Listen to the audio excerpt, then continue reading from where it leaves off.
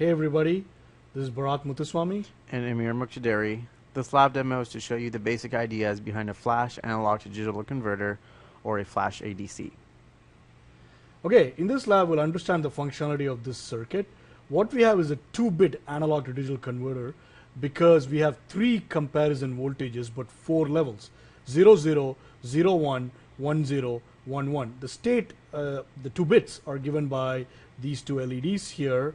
Note that we need to perform some digital logic since binary bit 0 should be on for 0, 0 and not on for 1, 0 or 0, 1. We do not need to perform any digital logic for binary bit 1 since it needs only to be on for 1, 0 and 1, 1, which can be decided by a single comparator. Anyway, that's about it for the theory. It's pretty straightforward. A point to note is that before we leave the schematic is we have some high-speed CMOS inverters here. These need not be high-speed CMOS. They could be LS, low-power Schottky logic as well. But now let's go to the lab demo, which will be done by Amir. Okay, here is the lab demo for the ADC converter. What we're using to power this ADC converter is 5 volts from our DC power supply.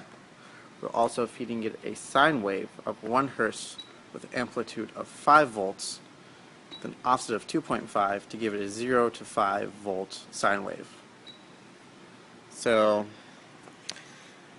back to the ADC, you can see the top LED over here. That is bit 0 and that is bit 1, and it's switching about 1 time per second, which is what you expect with a 1 hertz input. Something to take note of is while we were first setting up this circuit, we used this OR gate over here, and that was blown, so we had to shift it over and use another OR gate on the same chip that was working fine. So if you looks like that you've set up everything properly, just double check to make sure all your gates are working properly as well. Okay, next time we'll study boost converters. See you then.